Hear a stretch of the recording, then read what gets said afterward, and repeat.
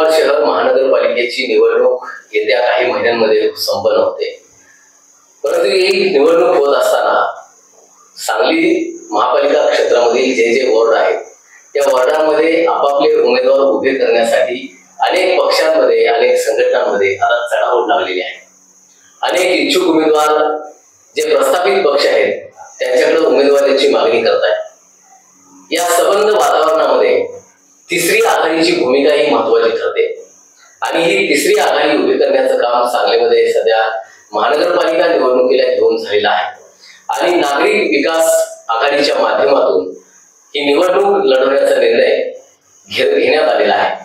आपल्याबरोबर आता सध्या नागरिक विकास आघाडीचे काही शिलेदार आहेत जे प्रत्यक्ष निवडणुकीमध्ये उमेदवार म्हणून उतरणार नाही, परंतु या आघाडीच्या माध्यमातून अनेक तरुणांना अनेक होतकरू तरुणांना ज्यांना राजकारणापेक्षा समाजकारण करायचं आहे, एक लोकांची सेवा करण्याचा उद्देश ज्या उमेदवारांचा आहे अशा उमेदवारांना घेऊन ही निवडणूक त्यांना सामोरी जायचं आहे.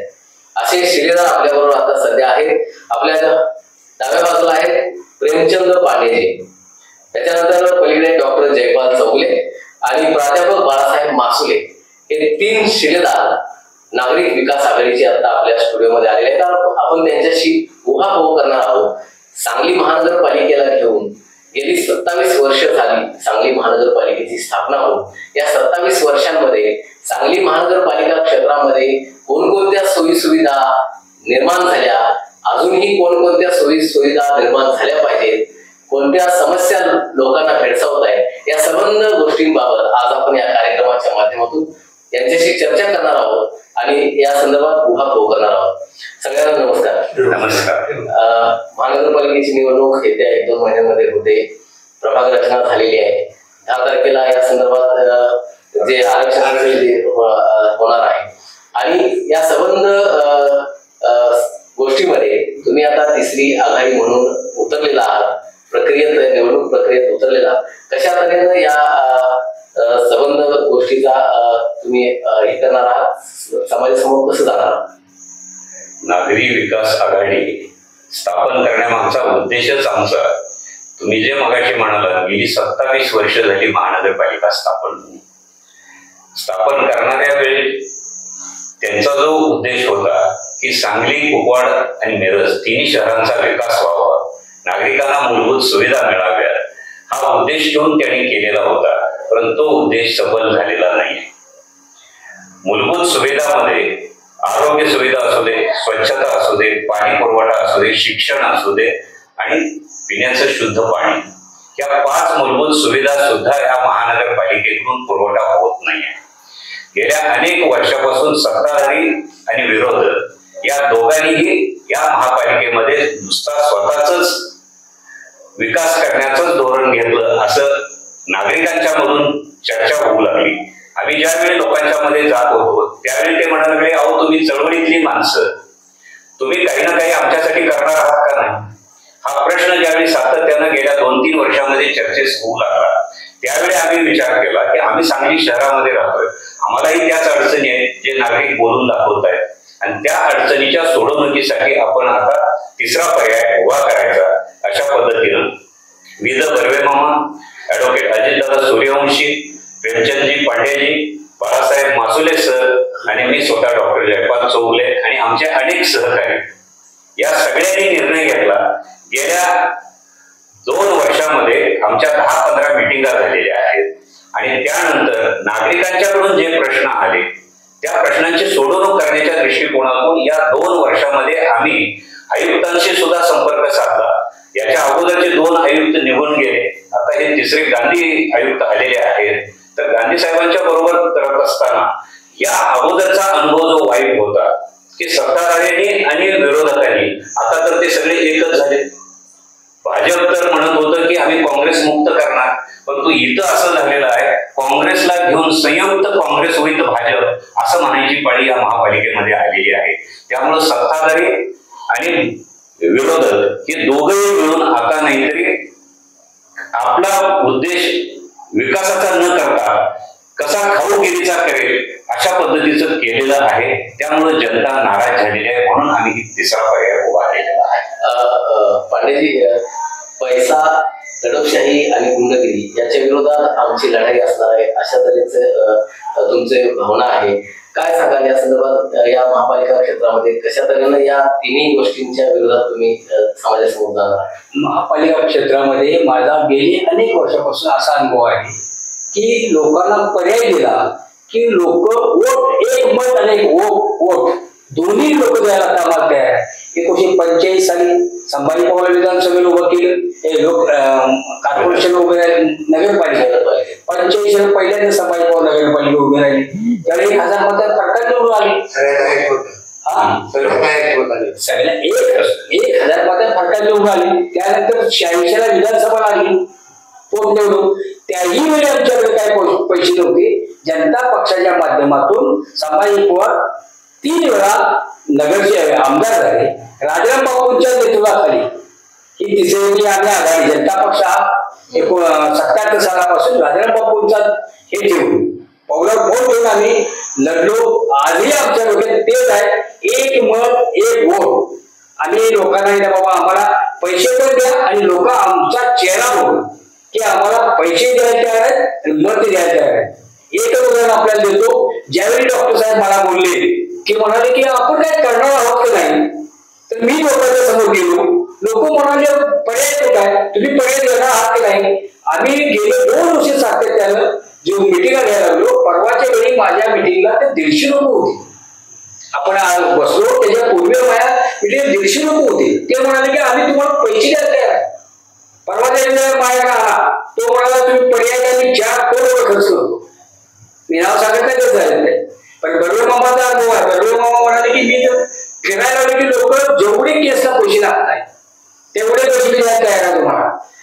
राज्याचे आता हायकोर्टचे नामवंत वकील आहेत वाळुंजेकर साहेब, 1 पैसा आपल्याकडून घेत नाही. ते 5-10 लाख फी घेतात ते, पण आमच्याकडे रुपये घेत नाही ते. म्हणजे लोक ते म्हणतात की जनशक्ती तुम्ही उभं करा, तुमच्या मनाने रेटा लावायला तयार आहे. आणि मासुळे साहेब, मला सांगा की धनशक्ती विरोधात जनशक्ती तुम्ही उभी करणार आहात. आता पांडेजींनी जसं सांगितलं की एक मत आणि एक दोन आहे. म्हणजे खर तर लोकांच्या मधूनच हा उद्रेक निर्माण झालेला आहे की आताची जी सत्ता आहे, आताचे जे नगरसेवक आहेत किंवा प्रशासन आहे, या प्रशासनाला कुठेतरी जागा करायचं असेल किंवा या नगरसेवकांचा जर कामगाडी करायचं असेल तर आपल्याशिवाय दुसरा पर्याय नाही, अशी एक वेगळी फळी तुम्ही निर्माण करता. कशा तऱ्हेने लोकांसमोर जाणार आहात आणि काय उद्देश तुमचा असणार आहे? सांगली हे शहर हे परिवर्तनाला पाहणार आहे. 27 वर्षापूर्वी महानगरपालिका झाली, त्याच्यापूर्वी अनेक परिवर्तनाची टप्पे आपण पाहिली आहे. पहिला प्रयोग सांगली शहरामध्ये झाला नागरिक संघटनेच्या माध्यमातून. त्यामध्ये अजितराव सुरेश होते, बर्वे मामा होते, कत्ती सर होते, त्यानंतर संभाजी पवार होते, शरद पाटील होते. या सगळ्या मंडळींनी एक वेगळं ध्येय डोळ्यासमोर, एक विजन सांगली शहराचं डोळ्यासमोर उचलून पहिलं परिवर्तन नागरिक संघटनेच्या माध्यमातून त्या ठिकाणी केलं. त्यावेळी दोघे नगरसेवक अजितराव सुरेशजी आणि बर्वे मामा हे दोघे त्या ठिकाणी नगरसेवक त्यांनी कास आणि देवकुमार देसाई नगराध्यक्ष. त्याच्यानंतर 86ला जे परिवर्तन झालं ते बघतो आपण. आदरणीय स्वर्गीय संभाजी पहिलवान संभाजीराव पवार हे आमदार म्हणून निवडून आले. काही नव्हतं, सर्वसामान्य कार्यकर्त्यांच्या जोरावर मोठी फाईट दिली आहे. त्यानंतर सलग 2 वेळा ते निवडून आले. नंतर भाजपमध्ये गेल्यानंतर 4 वेळा आमदार झाले. आणि बघा या ठिकाणी परिवर्तन कसं होतंय. त्यावेळी 5 वर्षाचा कालखंड सोडला तर सलग विरोधी पक्षाच्या काव्यामध्ये सांगली शहराचं सगळ्या राजकारणामध्ये त्यानंतर निर्गेचं गेलं. निर्गेमध्ये शरद पाटील म्हणून आले. पण म्हणजे हे परिवर्तन मानणारे का ही काम करणारी माणसं आहेत, त्यांच्या पाठीची आपण ताकद दिली आहे. नागरिकांचं त्या ठिकाणी स्वप्न आहे. नागरिकांनी काही अपेक्षा व्यक्त केल्या होत्या. त्यावेळी नगरपालिका होणार न होणार त्यामध्ये जवळ 5-10 वर्ष चर्चा झाली होती. अण्णासाहेब राजेंनी सांगलीला नगरपालिकेचा दर्जा दिला. सांगलीमध्ये खूप वाटतं एक महानगरपालिका झाली आणि महानगरपालिका झाल्यानंतर एक वेगळं स्वप्न लोकांच्या समोर डोळ्यासमोर ठेवलं गेलं की चांगल्या पद्धतीचा विकास होईल. पण या 26-27 वर्ष या कालखंडामध्ये ज्या अपेक्षा होत्या, बकार वस्त्या वाढत गेल्या, प्रचंड गुंठेवारीमध्ये सगळं विस्तार होत गेला, तिन्ही शहराचा समान विकास झाला नाही. आणि त्यामुळे प्रत्येक भागाच्या लोकांच्या काही अपेक्षा, बेसिक ज्या मूलभूत ज्या नागरिक सुविधा आहेत त्या आम्हाला मिळाल्या. पिण्याचं पाणी, शिक्षणाची व्यवस्था, आरोग्याची व्यवस्था, लाईट, रस्ते, गटारी, ड्रेनेज या सगळ्या भागामध्ये जर खेळलो तर आपल्याला अगदी बघतो. अजून काही गरज आता बघणारे लोक आहे त्यामुळे पावसाळा सुद्धा झाल्यामध्ये काय अशा ज्या विस्तारित मुद्देवारीच्या ज्या समस्या आहेत त्या ठिकाणी आपण ह्या सगळ्या आणि यासाठी मग आपण म्हणलं की एक जिद्द घेऊन जर लोकांनी अपेक्षा व्यक्त केली असं काहीतरी करा. आम्ही तिघही काही या ठिकाणी उभा राहणार नाही अशी तुम्हाला सांगितलं. परंतु जे लोक येतील आता बघतोय आपण सत्ता मिळवण्यासाठी कशा पद्धतीनं सत्तेची साठमारी चाललेली आहे. सकाळी एका पक्षात, दुपारी एका पक्षात, संध्याकाळी एका पक्षात आणि या सगळ्या ठिकाणी गेल्या 5-7 वर्षामध्ये काय ना महापालिकेमध्ये निवडून गेल्याने नगरसेवक किती आपापल्या पक्षामध्ये राहिले, किती लोकांनी पक्षात केले हे सगळ्यांना माहिती आहे. त्यामुळे पक्षांच्या बद्दल सुद्धा वेगवेगळ्या पक्षांच्या ताब्यात सत्ता दिली त्याच्याबद्दल सुद्धा लोकांच्या मनामध्ये आता विश्वास राहिलेला नाही. काम करणारे जर आपण त्या ठिकाणी योग्य ती उमेदवार दिले, पर्याय त्या ठिकाणी लोकांच्या समोर ठेवला तर लोक निश्चितपणे या ठिकाणी साथ देतात. की मागचा जर इतर सांगली निरज कुप्पाडचा जर आपण पाहिला तर आपण त्या ठिकाणी अनुभवलेला. त्यामुळं या ठिकाणी आता लोकांच्या मध्ये जागृती झाली. लोकांना माध्यमात एवढं पॉवरफुल त्यांच्यापर्यंत सगळी माहिती पोहोचवलेली आहे की त्यांना कळतंय काय योग्य आहे काय योग्य आहे आणि हे पर्याय योग्य त्या पद्धतीनं द्यायचं. या ठिकाणी पर्याय देत असताना एक आघाडी नागरिक विकास आघाडी या नावानं पर्याय द्यायचं आणि त्या पर्यायाला दिलं उमेदवार आपल्याकडे येतील चांगले असतील त्याची अपेक्षा व्यक्त काय असेल ती नगरपालिकेमध्ये निवडणूक उभारायला काय असतील त्या ठिकाणी आम्ही कोण येतात त्याच्या व्यक्ती चांगली असेल काय करणार असेल कोणत्याही पक्षाचे उद्या जरी आले तर आमच्या त्याच्यातून नागरिक विकास आघाडीच्या माध्यमातून त्यांना तिकीट देऊन सर्वपक्षीय अशा पद्धतीचे आघाडी या ठिकाणी आणि त्या ठिकाणी एकच महत्वाचं आहे प्रामाणिकपणा आणि निष्ठा. कुणाची प्रामाणिकपणा जनतेची, प्रामाणिकपणा निष्ठा ही जनतेची. ज्या जनतेच्या मतावरती आपण निवडून येतो त्या जनतेला जे आपण एक जाहीरनामा देणार तो जाहीरनामा सुद्धा अनेक भागामध्ये आम्ही ठरवून गेले बघतो. लोकांनी ज्या अपेक्षा व्यक्त केल्या काय आम्हाला पाहिजे त्यांचाच जाहीरनामा जनतेचाच जाहीरनामा घेऊन या ठिकाणी उतरायचं आणि उतरल्यानंतर त्यांना वेगवेगळ्या पद्धतीचा न्याय द्यायचा. एक वेगळ्या पद्धतीचे विचार डोळ्यासमोर ठेवून आम्ही सगळं त्याच्यामध्ये आदरणीय ॲडव्होकेट अजितराव सुरेश भव्य मामा असतील, अयुब पटेल असेल, निरजकर असतील असे अनेक लोक निर्जेतले कोकणचे सगळे कार्यकर्ते त्या ठिकाणी होते. त्यांनी सांगितलं तुम्ही फक्त आम्हाला थोडंफार मार्गदर्शन करा आम्ही ही निवडणूक लढवतो आणि लढवत असताना सगळ्यांना बरोबर घेऊन जायचं. चांगले उमेदवार पर्यायी उमेदवार लोकांच्या मनामध्ये छाप पडणारे उमेदवार दिले तर पैसा महत्वाचा भाग नाही. लोक काम करणाऱ्या मंडळींनाच पाठीशी उभा राहतात. आपण अनेक उदाहरणं समाज पवारांचं उदाहरण सांगितलं, शरद पाटीलचं सांगितलं, राजू शेट्टींचं उदाहरण आपल्या स्वाभिमानी शेतकरी संघटनेचं आहे. जिल्हा परिषद पासून खासदारकीपर्यंत त्यांनी निवडणूक त्यांच्याकडे काही पैसा नव्हता. आता या ठिकाणी म्हणतात लोक निवडणुकीला पैसा लागतो बघू पर्याय आपण द्यायचा त्यांच्यासाठी प्रयत्न करायचं. हे स्वप्न एक वेगळे स्वप्न घेऊन वेगळे जाहीरनामा घेऊन नुसता नाही. जे प्रश्न त्यांनी विचारले त्याचा योग्य तो जाहीरनामा तो जनतेचा जाहीरनामा त्यांनी जी अपेक्षा व्यक्त केली आहे प्रत्येक प्रभागामधले प्रश्न आणि योग्य त्या पद्धतीने लोकांच्या पर्यंत जाऊन प्रबोधन करणं आणि प्रबोधनाच्या माध्यमातून या ठिकाणी ही निवडणूक लढवणं हे एक विचार घेऊन अजितराव सुरेंचे आणि भव्य मामासारखी सगळी जी ज्येष्ठ मंडळी आहेत ज्यांनी नागरी संघटनेच्या माध्यमातून नगरपालिकेमध्ये काम केलेलं आहे अशा लोकांच्या मार्गदर्शनाखाली सगळ्यांना बरोबर घेऊन पुढे जायचं हा विचार घेऊन आम्ही आता तुम्ही ही निवडणूक सामोरे जाणारच आहात तर खरं तर ही चळवळीनं आलेली अनेक वर्ष तुम्ही चळवळ सांगलीमध्ये उभी केलेली आणि धरून ठेवण्याचं काम तुमच्या माध्यमातून झालेलं आहे. परंतु तुम्हाला असं वाटत नाही का की आपण निवडणूक सामोरे ठेवून आता आपण यामध्ये आलो त्याच्या अगोदरही काही तुम्ही आहात वेगवेगळ्या पातळ्यांवर काम करताय परंतु महानगरपालिकेच्या निवडणुकीला सामोरं ठेवून त्याच्या आधी काही अशा भूमिका किंवा अशी आंदोलनं महापालिकेच्या विरोधात भ्रष्टाचाराच्या विरोधात मनमानी करणाऱ्या अधिकाऱ्यांच्या विरोधात तुम्ही उभी करायला पाहिजे होती असं मला वाटतंय. तुमचा प्रश्न बरोबर आहे. गेली 40 वर्षे मी स्वतः डॉक्टर जयपाल जोगले राहायला सांगितलं.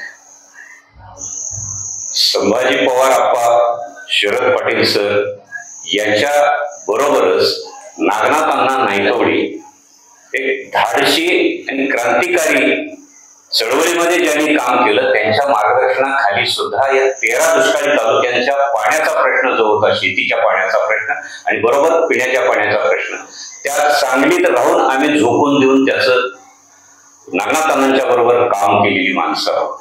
त्याच वेळी स्वतः बाळासाहेब मासुले सर जिल्हा परिषदेमध्ये निवडून आले, मी स्वतः मिरज पंचायत समितीला निवडून आलेलो आहे. आणि प्रेमचंद पांडेजी हे तर नाहीतरी या तिन्ही आमदारांना पुढे हे करण्याकरता सातत्यानं नाहीतरी होते. मग हे चळवळ उभा राहिली कशी, तर हे तिन्ही नेते जे जे आंदोलन करतील, संभाजी पवार आप्पा रिक्षाचं आंदोलन करत होते, रिक्षावाल्यांच्यावरती अन्याय होत होता, त्यांना थांबे मिळत नव्हते, त्यांना व्यवस्थित दर मिळत नव्हता, आरटीओचा त्रास होता. त्यावेळी त्या रिक्षाच्या आंदोलनामध्ये आम्ही सगळे बरोबर होतो. बापूसाहेब मगदूम, बाबा आढाव हमालांचं आंदोलन करणार, परंतु त्याला ताकद देण्याचं काम या तिन्ही आमदारांनी केलं. त्यावेळी बिनीचे शिलेदार म्हणून आम्हीच बरोबर होतो त्यांच्या. त्याचबरोबर एसटी वाचवा, एसटीचे प्रवासी वाढावे म्हणून बिराजभाई साळुंखे आंदोलन करत होते, कामगार नेते एसटीचे, त्यांच्याबरोबर सुद्धा आम्ही काम केलेलं आहे. याच पद्धतीनं सांगली, मिरज आणि कुपवाड या शहरामध्ये शिक्षणाच्या सुविधा मिळाव्यात, महापालिकेची शाळा टिकली पाहिजे, वाढली पाहिजे आणि त्या शाळेला अनुदान सुद्धा महापालिकेनं दिलं पाहिजे म्हणून सुद्धा आंदोलनं केलेली आहे. त्या आंदोलनामध्ये आम्ही पुढे होतो. त्याचबरोबर आरोग्याचे प्रश्न, महानगरपालिकेच्या दवाखान्यामध्ये चांगल्या पद्धतीची औषधं, योग्य क्वालिफाईड डॉक्टर असावा आणि स्टाफ असावा, यासाठी सुद्धा आंदोलनं करण्यामध्ये आम्ही त्यांच्या बरोबर होतो. तशाच पद्धतीनं गुंठेवारीचा जो भाग आहे, तळेगाव दाभाडे योजना जी निर्माण झाली, तशा पद्धतीनं सांगली परिसरामध्ये हिरवा पट्टा आणि पिवळा पट्टा हा जो प्रकार, तो संभाजी पवार आप्पा, शरद पाटील सर, व्यंकप्पा पत्की यांच्याच कारकिर्दीमध्ये इकडे लागू झाला. या सगळ्या लढ्यामध्ये बिनीचे शिलेदार म्हणून आम्ही प्रत्येक वेळी त्यांच्या बरोबरच होतो. आणि त्याच्याबरोबर आत्ताच्या ह्याच्यामध्ये तुम्हाला येतोय, गेल्या वर्षाचंच उदाहरण देतो, घरपट्टी वाढ करण्याचा निर्णय महापालिकेनं घेतला. जाता जाता मावळत्या आयुक्तांनी, जे महापौर आणि नगरसेवक होते त्यांनी ठराव केला असं आयुक्त म्हणायला लागले. ज्यावेळी मिटिंग बोलवली सगळ्यांनी, विरोधी पक्षाची सगळ्यांची आणि सत्ताधाऱ्यांची, आयुक्तांनीच, त्यावेळी स्वतः महापौर पण म्हणायला लागले आम्ही हा ठराव केलेला नव्हता, की प्रशासनानं घुसडवलेला आहे. आमचं म्हणणं काही असू दे, प्रशासन करू दे किंवा मागच्या बॉडीनं घुसडू दे, पण आमचं म्हणणं आहे आम्हाला या नागरिकांना ही घरपट्टी मान्य नाही. पहिल्याचीच महापालिकेची घरपट्टी ही प्रचंड वाढ आहे. आजूबाजूच्या महापालिकेमध्ये बघितल्यानंतर कोल्हापूर असू दे, पुणे असू दे, यापेक्षाही आपली सांगली, मिरज, कुपवाड महापालिकेची घरपट्टी वाढ आहे. त्याच्याबरोबर आम्ही आंदोलनं केली. 2-3 वेळा नाहीतरी चंद्रकांत दादांना सुद्धा भेटलो, आयुक्तांशी चर्चा केली, आयुक्तांच्या दारात सुद्धा बसलो आम्ही. आणि त्यावेळी त्यांनी दादांच्याकडे बोर्ड दाखवले आणि दादांनी करतो म्हणून सांगितले म्हणले. आम्ही दादांना ज्यावेळी भेटलो त्यावेळी त्यांनी स्वतः मी लिहून देऊ का म्हणायला लागले. तसं त्यांनी कागदावर लिहून पण दिलं. काय दिलं, फक्त आयुक्त म्हणायला लागले की तो ठराव व्हायला लागतो, ते आम्हाला माहिती नाही आहे, नगर विकास खात्याकडून ते यायला पाहिजे असली भूमिका. आम्ही त्याला पूर्णपणे विरोध केला. आम्ही घरपट्टी भरणार नाही म्हणून सांगितलं. जर तुम्ही जुन्या दरानं भरून घेणार असाल तर मात्र आम्ही तुम्हाला सहकार्य करू, आम्ही जनतेमध्ये जाऊन सांगू. आणि तशा पद्धतीचा निर्णय झाला आणि त्या पद्धतीनं जुना दर लागू करण्याचा निर्णय आयुक्तांनी घेतला. त्या पद्धतीने आम्ही जनतेमध्ये जाऊन जुन्या दरानं घरपट्टी भरण्याचं काम सुद्धा केलं. त्यामुळं बऱ्यापैकी घरपट्टी वसूल झाली. परंतु त्यांनी काय केलं, त्याच्यामध्ये मेक मारली की खाली एक टीप लिहिली बघा त्या घरपट्टीच्या याच्यामध्ये, म्हणजे पूर्ण अशाच पद्धतीनं होईल असं त्यांनी न घालता तात्पुरतं या वर्षापुरतं असं म्हणून त्यांनी जी घातली ते आम्हाला मान्य नव्हतं. आणि म्हणून आम्ही त्याच्या विरोधात सुद्धा अजूनही लढत आहोत. आता तुम्ही जे माजी महापौरांचा जो विषय काढला, तुमच्यातलेच एक शिलेदार त्यांचे पुतणे आहेत आणि त्यांनी सुद्धा काल प्रेसमध्ये सुद्धा हा मुद्दा पत्रकारांनी उपस्थित केलेला होता. तेव्हा त्यांनी सांगितलं की पुतण्या असू दे किंवा मुलगा असू दे, राजकारणात कुठलीही नाती आड येणार नाही अशा तऱ्हेची भूमिका त्यांनी घेतली. त्या संदर्भात काय सांगा तुम्ही की अजित दादा जे म्हणाले ते 100% योग्यच बोलले. आजपर्यंत अजितदादांची सुरुवातीपासूनची जी भूमिका आहे, मग डावी पुरोगामी चळवळ, मग त्यात जनता दल, शेतकरी कामगार पक्ष, समाजवादी पार्टी, शेतकरी संघटना, कम्युनिस्ट पार्टी, या सगळ्या ज्या डाव्या विचारसरणीच्या ज्या ज्या आहेत त्याच्याशी चिकटूनच अजितदादांनी निर्णय घेतलेला आहे, त्यापर्यंत राहिलेल्या आहेत.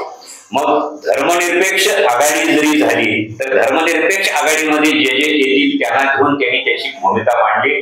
काल सुद्धा त्यांनी पत्रकारांनी प्रश्न विचारल्यानंतर म्हणले, वैयक्तिक घरगुती नातं घरात जर तिथं आमच्या नागरिक विकास आघाडीचा उमेदवार राहत असेल तर त्याच्या पाठीमागं मी खंबीरपणानं राहणार, हे त्यांनी पत्रकार परिषदेत राहिलं. आमच्या आघाडीचेही धोरण तशाच पद्धतीनं राहणार आहे. आता आपण संबंध सांगली मिरज कुपवाड शहर महानगरपालिका पूर्ण क्षेत्राचा आपण इथं चर्चा करतोय. मला सांगा की आता खरं तर महानगरपालिका क्षेत्र वाढायला आलेलं आहे, विस्तारित भाग वाढलेला आहे.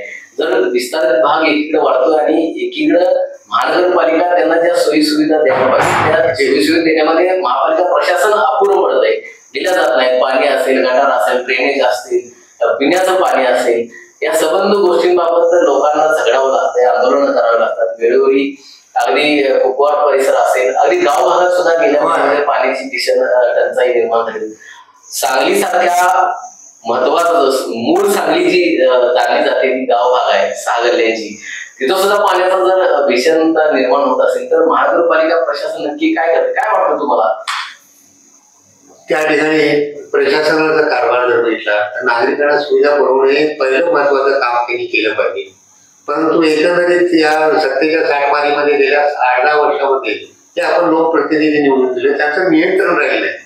वेगवेगळ्या आघाड्या तयार झाल्या, वेगवेगळ्या पद्धतीनं सत्ता कशी आपल्याला मिळेल या पद्धतीने त्या ठिकाणी विचार झाला आणि मूळ नागरिक प्रश्न सोडवण्यासाठी विजयमुक्ताई मंडळांनी प्रयत्न केला.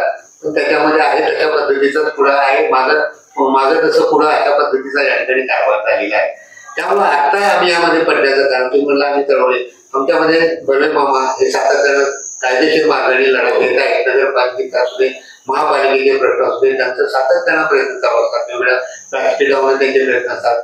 अजितरावांनी सुद्धा अनेक प्रश्न या ठिकाणी वेगवेगळ्या कामगारांची आंदोलनं झाली, त्याच्यामध्ये त्यांचं सक्रिय योगदान, कायदेशीर त्यांना सल्ला मार्गदर्शन चालूच आहे. आम्ही आमच्या परिणाम त्या पद्धतीने जे काही व्यक्ती पाठवले त्या ठिकाणी महापालिकेचा हा व्याप लक्षात देता ज्या पद्धतीनं एक वेगळी उठाव करायला होता. पहिल्यांदा निवडणूक निघायला लागल्या घरपट्टीचा प्रश्न निर्माण झाल्यानंतर आम्ही सगळे एकत्र आलो, त्याच्याविरुद्ध सगळा आवाज उठवला. त्यामध्ये सत्ताधारीमध्ये असणाऱ्या नगरसेवकांनी सुद्धा खूप मदत केली.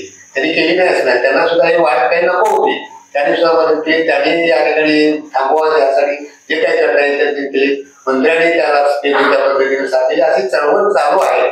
पण ज्या पद्धतीनं पूर्वी कसा एक आमचे मार्गदर्शक होते 25 किंवा आदरणीय साहेब संभाजी पवार असतील, शरद पाटील होते, आता ती जरा पोकळी निर्माण झाली. पण आता अजितरावांनी बरेचदा मामाने ती पोकळी भरून काढली. त्यांनी आम्हाला बोलवून घेतलं, बाबा आपण असं करूया. यामध्ये फार वैचारिक भाग नाही आहे.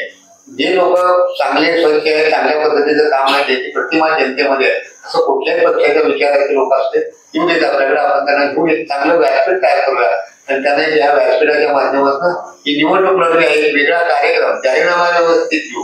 जे प्रश्न आता आमच्या पुढे मांडलेले आहेत त्याचा व्यवस्थित आणि जाहीरनामा सगळे मुद्दे घातलेले आहेत फक्त. आणि काही गैरप्रकरण झाले त्याच्यासाठी बर्वे मामा लढा घेत आहे न्यायालयाच्या माध्यमातून. त्यांचे सातत्यानं पत्रके असतात, त्यांचा तो लढा चालूच आहे. त्यालाही लोकांच्यापर्यंत का विकास झाला नाही, किती पैसे अडकलेले आहेत, कशा पद्धतीने काय झाले, हे वेगळ्या ठिकाणी सभा घेऊन त्या पद्धतीनं जनतेचं प्रबोधन करणं आणि चळवळी अनेक केसेस नुसतं दाखल केलेलं नाही, निकाल दाखल करून निकाल मिळवून जनतेचा पैसा वाचावा, जनतेवरती भुर्दंड बसू नये म्हणून HCL जे कंपनी आणलेली होती त्याचा जो घोटाळा होता काय, तर जन्म मृत्यूचे जे दाखले आहेत 5 रुपयामध्ये आपण अगोदर घेत होतो, त्या दाखल्याला 65 रुपये जनतेला, 50 रुपये जनतेकडनं घ्यायचे आणि महापालिकेनं 65 रुपये त्या कंपनीला द्यायचं. हा कारभार कुठं कसं काय? तर त्या विरोधात लढा दिला, मामाने ते जिंकलं आणि त्यामुळं आपण त्या दाखल्याचे जे पैसे ज्याला जाणार होते ते वाचले. तशाच पद्धतीनं आरोग्याच्या दृष्टिकोनातून असू द्या, अनेक भूखंड जे आहेत त्या भूखंडाचं श्रीखंड म्हणून तुम्ही पेपरवाल्यांनी प्रेसला मथळे दिला, त्या संदर्भात BOT तत्वावर बांधायला दिलेल्या भूखंड वाचवण्याच्या कामामध्ये सुद्धा बर्वे मामा पुढाकार घेत होते. त्यांच्याबरोबर आम्ही ही सगळी मंडळी त्यावेळी होतो. तुम्ही जो मूळ प्रश्न विचारला, महापालिकेचं प्रशासन, गाव भागामध्येच मी राहतो, पाण्याचा प्रश्न तुम्ही विचारला, काय अवस्था आहे महापालिकेकडं योग्य कामगार भरतीच नाही. कामगार भरती नसल्या कारणामुळे आणि हंगामी कामगार ते कॉन्ट्रॅक्ट पद्धतीने, त्यामुळं योग्य पद्धतीनं त्या कामावरती प्रशासनाचंच दुर्लक्ष व्हायला लागले, लक्षच नाही आहे प्रशासनाचं. त्यामुळं कशा पद्धतीनं पाण्याच्या सुविधा द्यायला पाहिजे, मग पाणी पुरवठ्याचे जे जबाबदार अधिकारी असतील आणि त्यांच्या खालच्या हाताखालचे कामगार असतील त्याच्यावरती लक्ष ठेवणारी मंडळी न ठेवल्या कारणामुळं तो भाग जो आहे तो पाण्यापासून वंचित राहिलेला आहे. तुम्हाला असं वाटतंय का की हे संबंध जे पाण्यासारखी क्षुल्लक गोष्ट म्हणजे सगळ्यात महत्वाची मूलभूत गरज म्हणजे पाणी आहे, म्हणजे पाण्याची मूलभूत गरज सुद्धा लोकांची पूर्ण करू शकत नाही, असे यामध्ये नगरसेवक असतील किंवा प्रशासन असेल हे कुचकामी ठरते? नगरसेवक होते त्यावेळची परिस्थिती वेगळी होती. आता या 2-3 वर्षामध्ये प्रशासन आल्यानंतर प्रशासनाचं प्रचंड अक्षम्य दुर्लक्ष झालेलं आहे आणि त्यामुळं निदान नगरसेवक होते त्यावेळी नगरसेवकांच्याकडे तक्रार दिल्यानंतर नगरसेवक जनतेला घेऊन नागरिकांना घेऊन ज्यावेळी आंदोलन करत होते त्यावेळी पाणी मिळत होतं, आरोग्याच्या सुविधा मिळत होत्या. पण तो आता अवस्था अशी झालेली आहे, जनता न घर का न घाटका झाले, प्रशासन मनमानी कारभार करतंय आणि माजी नगरसेवक म्हणून म्हणणारे त्यांना सुद्धा ते किंमत देईनात अशा पद्धतीची परिस्थिती प्रशासनाची झालेली आहे. तर आमचं म्हणणं पहिल्यांदा असं आहे, महापालिकेमध्ये योग्य पद्धतीनं कामगार भरती व्हायला पाहिजे. हंगामी म्हणून जे घेतले ते नको आहे, कायमस्वरूपी जे आहे ती व्हायला पाहिजे. अधिकाऱ्यांनी त्या कामगारांच्याकडनं योग्य पद्धतीनं काम लावून घ्यायला पाहिजे. स्वच्छतेच्या बाबतीमध्ये सुद्धा तीच अवस्था आहे. घंटागाडी नाहीतरी फिरते, अगोदर दररोज फिरत होती, आता आठवड्यातनं 2 वेळा, कधी 3 वेळा, कधी फिरते कधी नाही, कधी लवकरच येऊन जाते. याच्यावर देखरेख करणारी मंडळी कोण? प्रशासनातले अधिकारी. त्यांनी नाहीतरी ते लक्ष ठेवलं पाहिजे ना, तिकडेही दुर्लक्ष होऊ लागलेलं आहे. म्हणून आमचं म्हणणं असं आहे, सत्ताधाऱ्यांनी त्यावेळी जे केलं त्याहीपेक्षा या 3 वर्षामध्ये अधिक प्रशासनानं काळजी घेईल असं आम्हाला वाटत होतं, परंतु तिकडे पूर्ण दुर्लक्ष झालेलं आहे. नागरिकांना सुविधा तर मिळालेल्याच नाही, उलट नागरिकांना भुर्दंड कसा बसेल, नुसता घरपट्टी कशी वसूल होईल, पाणीपट्टी कशी वसूल होईल. अहो, ज्या त्या वेळेला पाणीपट्टीमध्ये जर सूट दिली असती त्या वर्षी लोक आनंदानं भरले असते. आता तुम्ही 5-10 वर्षाच्या पाणीपट्ट्या दंडासहित नाहीतरी हे केला, ज्याची 10,000 नाहीतरी दंडासहित दिलेली आहे त्याला तुम्ही 2,500-3,000 आत्ता भरा म्हणायला लागलाय. ज्या त्यावेळी भरलं असतं तर महापालिकेला सुद्धा फायदा झाला असता का नाही, जनतेला नागरी सुविधा मिळाल्या असत्या का नाही, पाणी मिळालं असतं का नाही, घरपट्टी ज्या त्यावेळी वसूल केली असती तर ही वेळ आली नसती. प्रामाणिकपणाने भरणारे जे नागरिक आहेत त्यांना सुद्धा नाहीतरी या गोष्टीचा त्रास होतोय ना. ते म्हणतात आम्ही पाणीपट्टी भरतो, घरपट्टी भरतो, लाईट भरतो, परंतु त्याचं नाहीतरी सुविधा आम्हाला नाहीतरी मिळायला पाहिजे, ते मिळत नाही.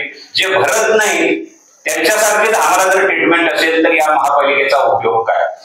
सांगली मिरज महापालिका क्षेत्रामध्ये पाण्याची विषयता आता तुमच्या गावाभागात सुद्धा पाणी येत नाही, पाणी कमी येत आहे हा प्रश्न तर आहेच, परंतु येणारं पाणी सुद्धा पिण्यालायक नाहीये. कारण अशुद्ध पूर्ण सगळा शरीराला कृष्णा नदी राहिलीच नाही.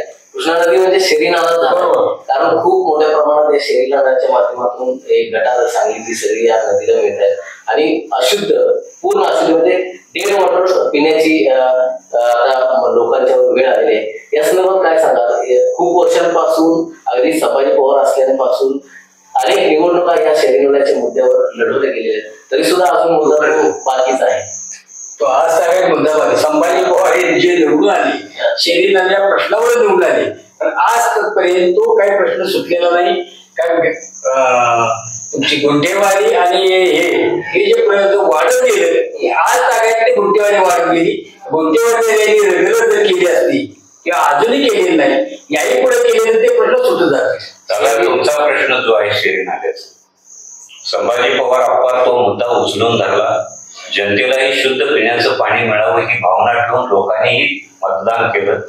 संभाजी पवार आप्पांनी सुद्धा त्यासाठी प्रयत्न भरपूर केलेले आहेत, लढे दिलेले आहेत, आंदोलनं केलेली आहेत. अगदी मुंबईला सुद्धा आंदोलन मंत्रालयापर्यंत नाहीतरी केलेलं होतं, त्यावेळी आम्ही सगळे त्यांच्या बरोबर होतो.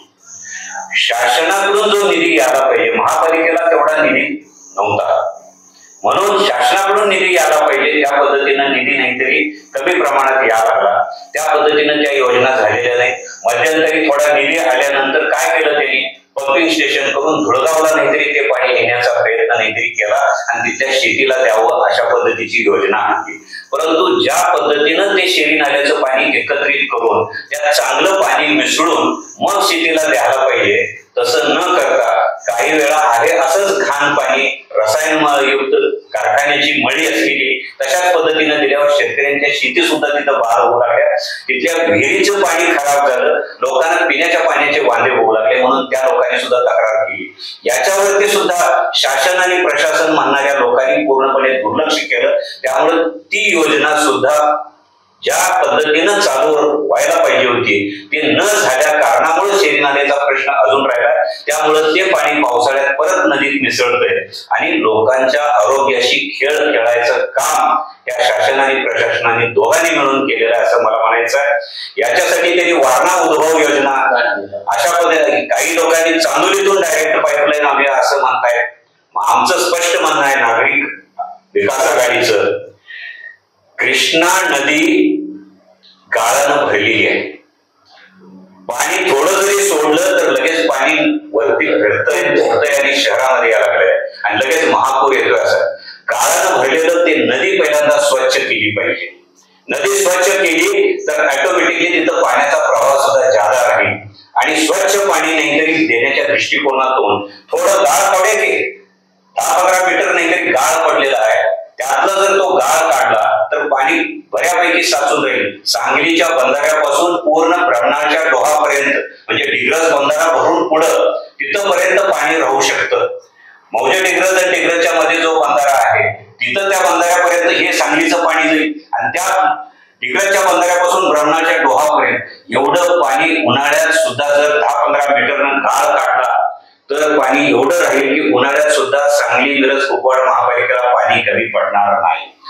दुसरी गोष्ट, जे महापालिकेचं शुद्धीकरण केंद्र आहे ते शुद्धीकरण केंद्र सुद्धा योग्य क्षमतेनं चालवलं जात नाही. चेंबर सगळे गाळानं भरलेले आहे. गाळ प्रक्रिया बघितलं तुम्ही, आम्ही स्वतः बघितलेलं आहे कित्येक वेळेला. काही वेळेला तिथं नाहीतरी गाळाचे एवढे थर साचून शेवाळ निर्माण झालेला आहे, तरी सुद्धा इकडे प्रशासनानं जे लक्ष द्यायला पाहिजे ते दिलेलं नाही, म्हणून अशुद्ध पाणी जनतेला प्यायला लागायला लागलंय. याच्यासाठी शासन आणि प्रशासन दोघांनी जबाबदार आहोत असं आम्ही म्हणतो. हा पिण्याच्या पाण्याचा प्रश्न आला, याला संलग्न एक प्रश्न आहे की सांगलीमध्ये थोडा जरी पाऊस पडला तरी महापूर येतोय, नदी फुटते, नदी पात्राबाहेर पडते. परवाच पूर सदृश्य परिस्थिती निर्माण झालेली होती. पण याला कुठंतरी नैसर्गिक नाल्यांमध्ये केली गेलेली बांधकाम कारणीभूत आहेत का, आणि ही बांधकाम करण्याला कारणीभूत नक्की कोण आहे? नैसर्गिक नाले 15-16 होते, आपण बघतोय.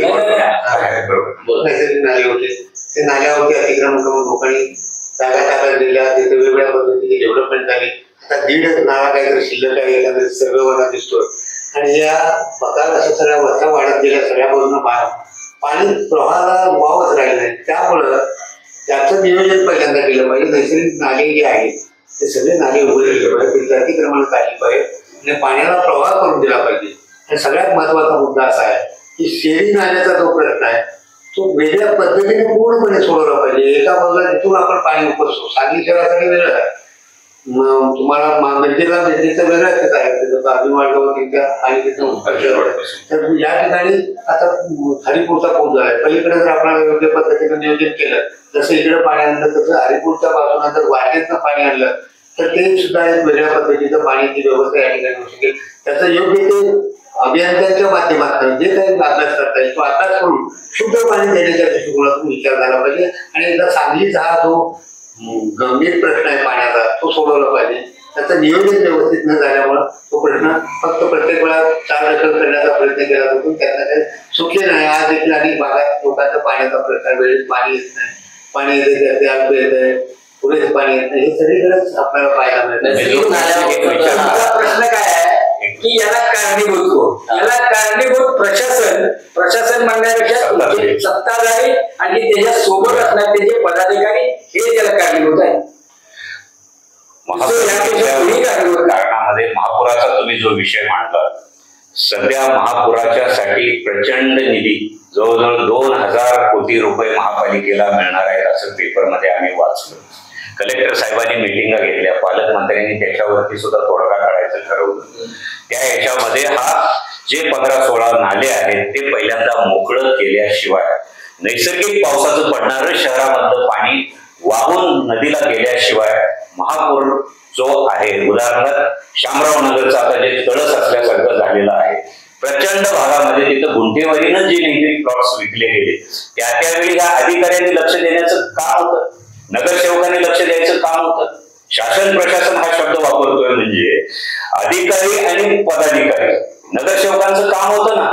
अधिकाऱ्यांनी परवानगी बांधकामाला दिलीच कशी? हे सगळे दोषी आहेत. जे दोषी असतील त्यांच्यावरती कारवाई व्हायला पाहिजे. यासाठी विध बर्वे मामा अनेक वेळा नाहीतरी कोर्टामध्ये गेलेले आहेत, पत्रकारांच्याकडे सुद्धा गेलेले आहेत. कोर्टातनं त्या पद्धतीनं निकाल आले. हरित लवाद जो आहे त्याच्या सुद्धा प्रदूषणाच्या बाबतीमधले सुद्धा निकाल आणलेले आहेत.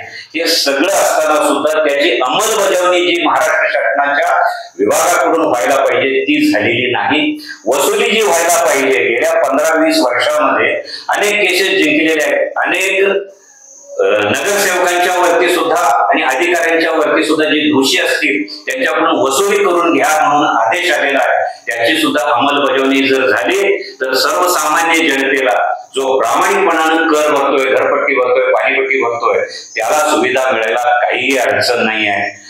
जवळजवळ 25 ते 30 कोटी रुपये यांच्याकडून वसूल होण्यासाठी आता नाही ऑर्डर्स आहेत आणि जवळजवळ 100 ते 150 कोटी वसूल पात्र आहेत. अशा पद्धतीचे निकाल विध बर्वे मामांनी मिळवलेले आहेत. ही सगळा जर रक्कम आली तर तुम्ही म्हणता तसा शिरी नाल्याचा प्रश्न सुद्धा मिटून जाईल, योग्य शुद्ध पिण्याच्या पाण्याचा प्रश्न सुद्धा मिटून जाईल आणि विद्युत घोटाळा एक प्रचंड प्रमाणामध्ये झालेला आहे, त्याचाही निकाल आलेला आहे.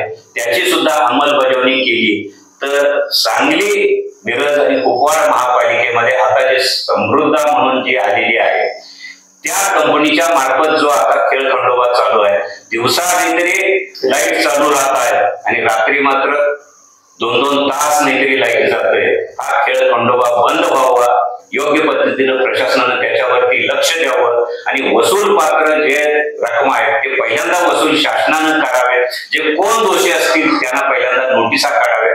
ही मागणी आम्ही तुमच्या माध्यमातून, ही जनतेची मागणी आहे, नागरिकांची मागणी आहे आणि नागरिक मागणी करत असल्यामुळे आम्ही नाव सुद्धा नागरिक आणि विकास शहरांचा करायचा आहे म्हणून विकास सगळ्या मिळून आम्ही सगळे संघटना, पुरोगामी संघटना, सर्व पक्ष जे या विचाराचे आहोत त्या सगळ्यांना मिळून आम्ही नागरिक विकास आघाडी या माध्यमातून या महापालिकेला या निवडणुकीमध्ये आम्ही नेतृत्व उतरत आहोत. शेतकऱ्याचा प्रश्न असेल किंवा पाण्याचा प्रश्न तर आहे, याबरोबर सगळ्यात महत्वाचा प्रश्न सांगली मिरज कुपवाड शहर महानगरपालिकेत मोठा जो आता गहन विषय बनून राहिलेला आहे तो म्हणजे रस्त्याचा विषय आहे.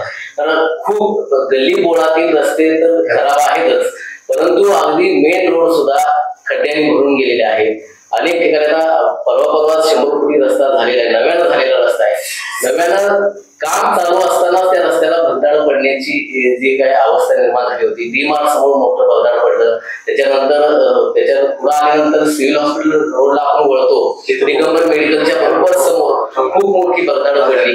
तिकडं आपल्या संजय नगरच्या चौकामध्ये तिथं एक भगदाड खूप मोठं पडलं. अशा तऱ्हेची चांगली कामं, कोट्यवधी रुपये खर्चून कामं केली जात आहेत आणि कामं चालू असतानाच अशा तऱ्हेनं भगदाड पडण्याची घटना आणि लोकांचं जीवित धोक्यात येण्याची घटना या महापालिका क्षेत्रामध्ये करत आहे.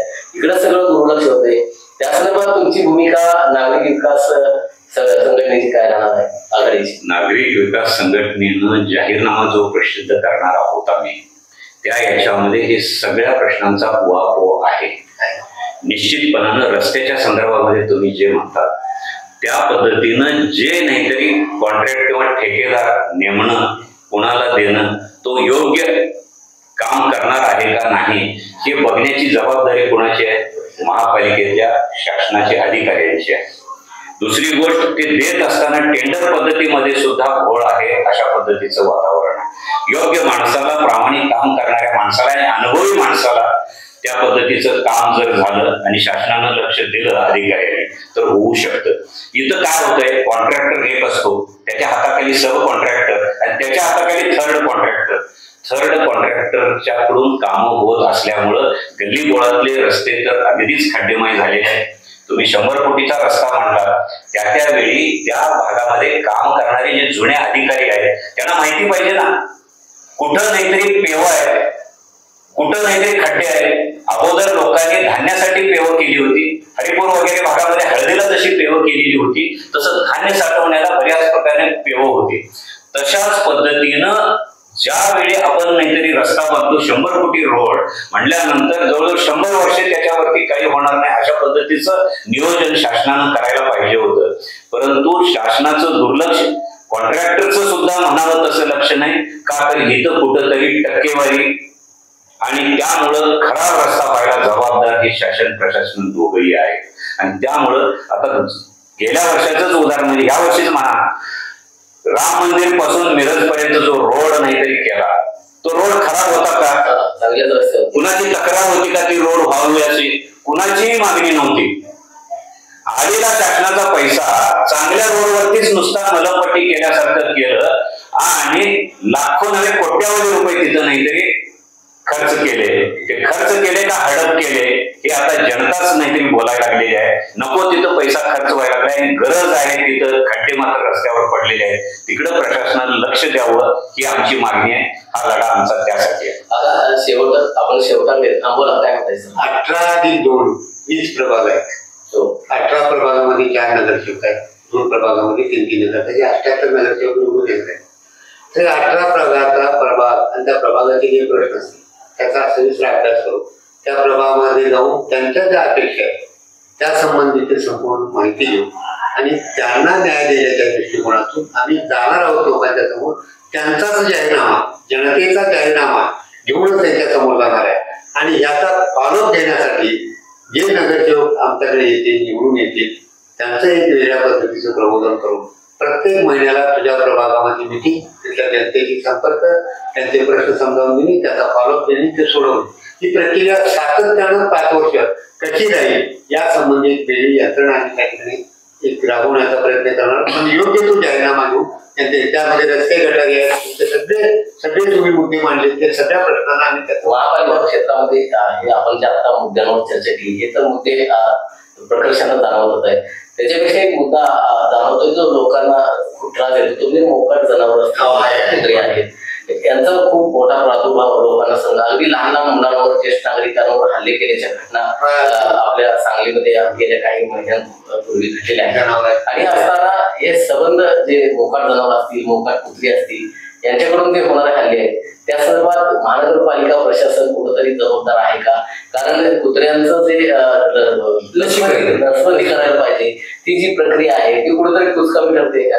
निश्चितपणानं तुम्ही म्हणता त्या पद्धतीनं गेली 25 वर्ष नगरपालिका होती तेव्हा प्रमाण कमी होतं असं म्हणायची पाळी आली. महापालिका झाल्यापासून मोकाट कुत्री, मोकाट जनावर, मोकाट घोडी ही सुद्धा रस्त्यावर यायला लागलेली आहे. रात्रीच्या वेळी तुम्ही कुत्र्यांचा जो प्रश्न विचारला, टोळक्यानं 4-5 नव्हे 10-20 अशा पद्धतीचे टोळके. आता मारुती चौकात बघितलं तर तिथं टोळकं बसलेलं आहे. इकडं 100 कोटी रोडला जावा, 3-4 ठिकाणी टोळकी बसलेली आहे. नंतर इकडे विश्रामबागला जावा, इकडं कुपवाड रोडला जावा, MIDC ला जावा, इकडं मिरज भागामध्ये जावा, सगळ्या चौकामध्ये कुत्री आहेत. त्या कुत्र्यांचं नसबंदी करण्याची कॉन्ट्रॅक्ट सुद्धा दिलेली आहे, कुत्री पकडण्याची एजन्सी सुद्धा नेमलेली आहे.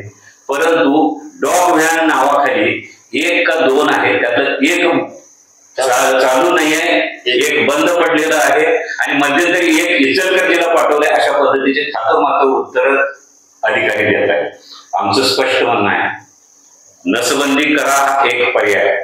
त्याच्याबरोबर कोंडवाडा असत होता का नाही अगोदर, भटकी जनावरं, फिरती जनावरं, मोकाट जनावरं सांभाळण्यासाठी कोंडवाडा असत होता. तशा पद्धतीनं कोंडवाडा कुत्र्यांच्यासाठी वेगळं, गाई मुलींच्यासाठी, म्हशींच्यासाठी वेगळं आणि घोड्यांच्यासाठी वेगळं, अशा पद्धतीनं कोंडवाडे करावे आणि त्यावरती प्रशासनानं योग्य पद्धतीनं कॉन्ट्रॅक्ट द्यावं. अन्यथा मी मगाशी म्हणलं तसं कामगार नेमावे. तर ते कुत्री पकडणारी कामगार नेमावे, आरोग्य जनावरांचा दवाखाना जो आहे त्याच्यामार्फत त्याची नसबंदी योग्य पद्धतीनं व्हावी आणि ते कोंडवाड्यात कोंडावे. काही लोक कुत्रे पाळतात ते सुद्धा नाहीतरी संध्याकाळी फिरायला नावानं सकाळी संध्याकाळी फिरवतात.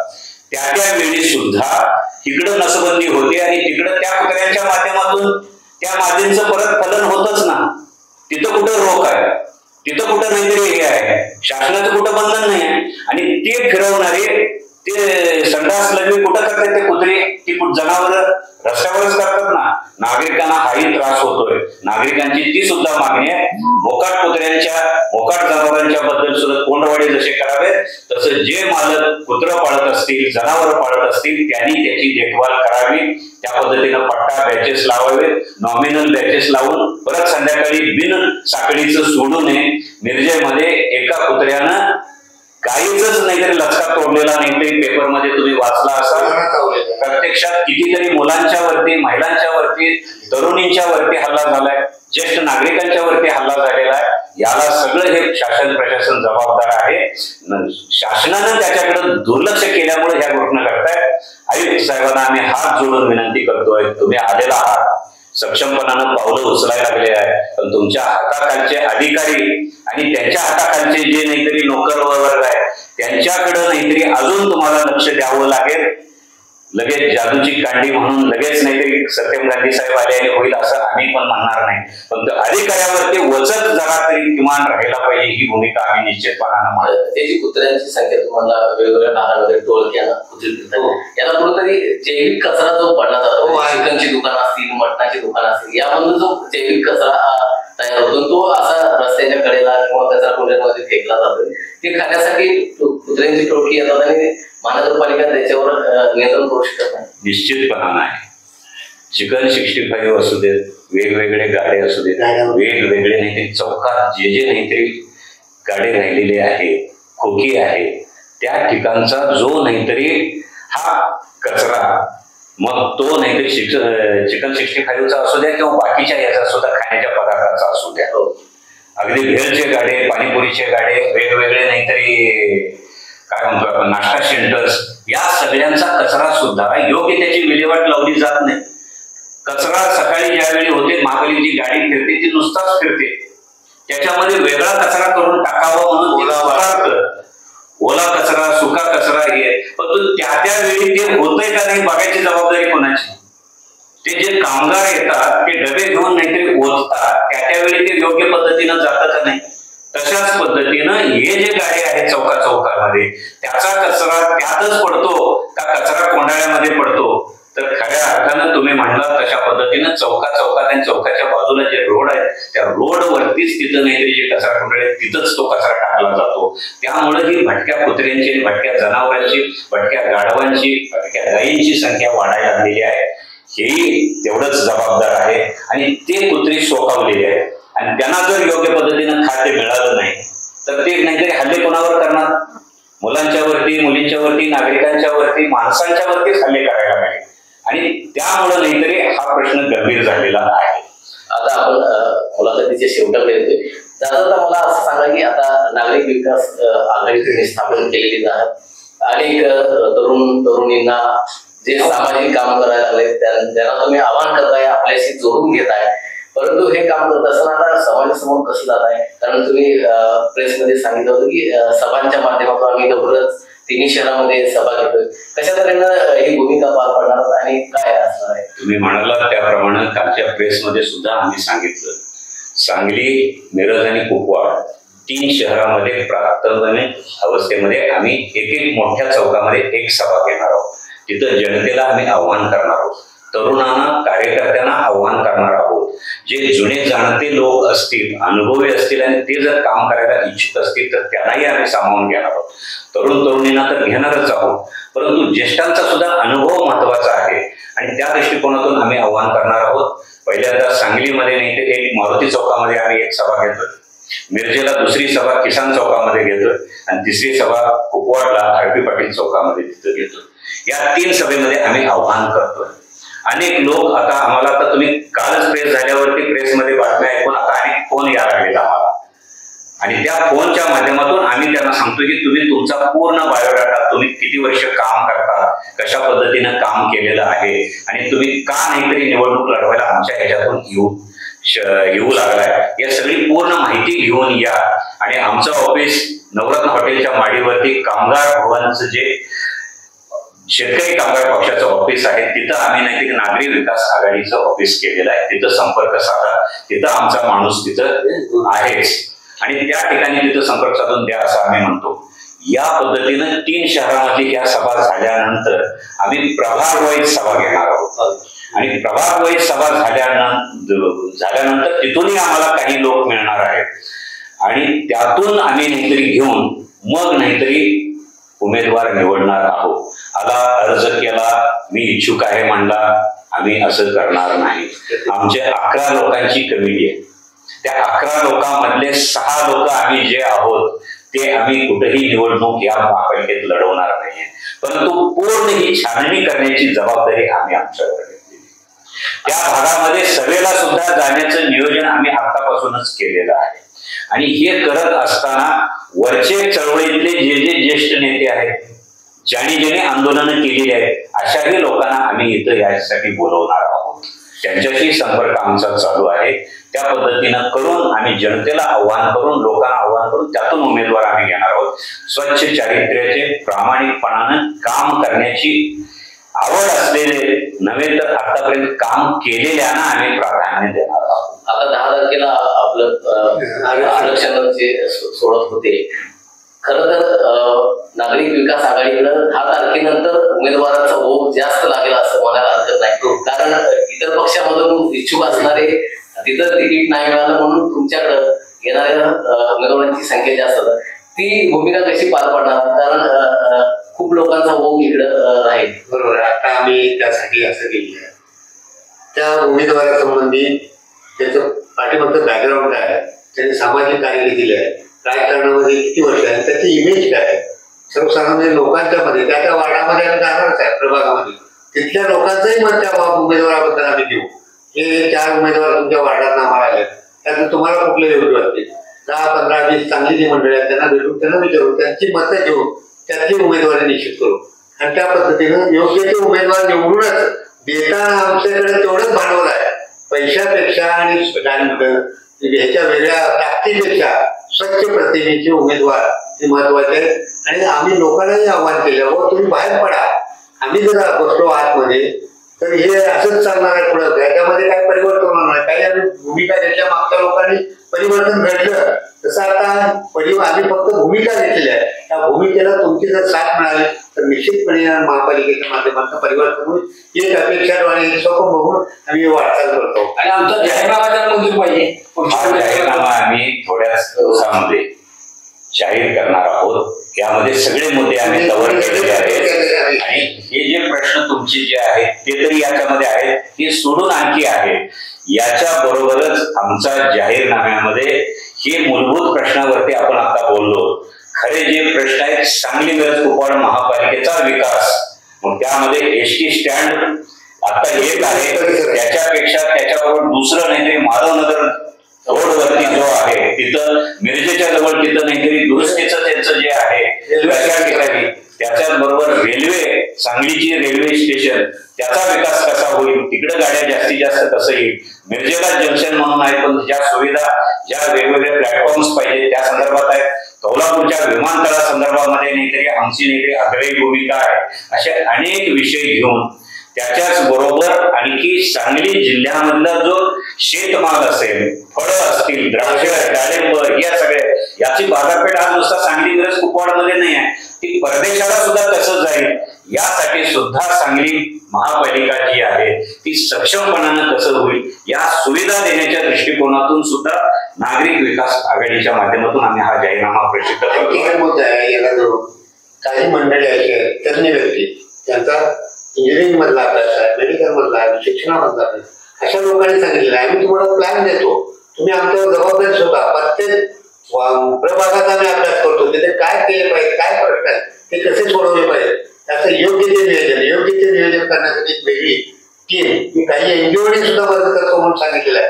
त्यांच्याशी काही एनजीओशी आमचा संपर्क आहे, त्या सगळ्यांची मदत देऊन सांगली मिरज कुपवाडचा सर्वांगीण समतोल विकास सर्व भागामध्ये आणि जे वस्त्या वाढलेल्या वाडी वस्त्यामधले प्रश्न बाहेर काय त्याला पहिला प्राधान्य त्यांना देणं.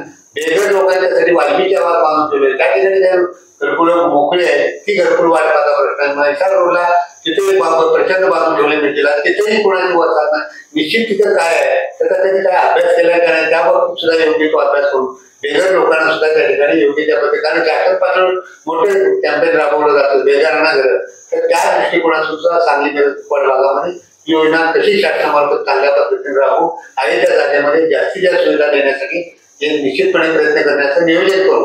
त्यासाठी तज्ज्ञांनी आम्हाला स्पष्ट शब्द दिलेला आहे, तुम्हाला पाहिजे ती मदत आम्ही देतो, तुम्ही फक्त पुढे होऊन या ठिकाणी योग्य त्या उमेदवारांनी या ठिकाणी लढा द्या.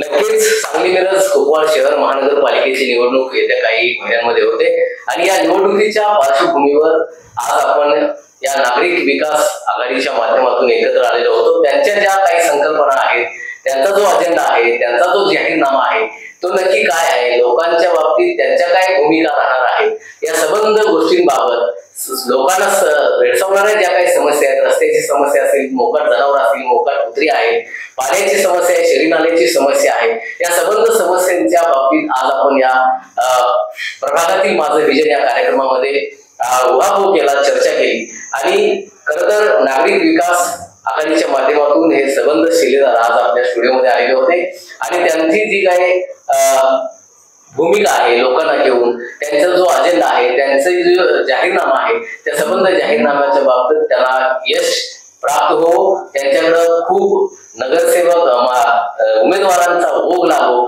आणि सगळ्या वॉर्डांमध्ये सगळ्या प्रभागांमध्ये त्यांचे उमेदवार त्यांना मिळो ही अपेक्षा आपण या ठिकाणी व्यक्त करूया आणि इथंच थांबूया. धन्यवाद. नमस्कार.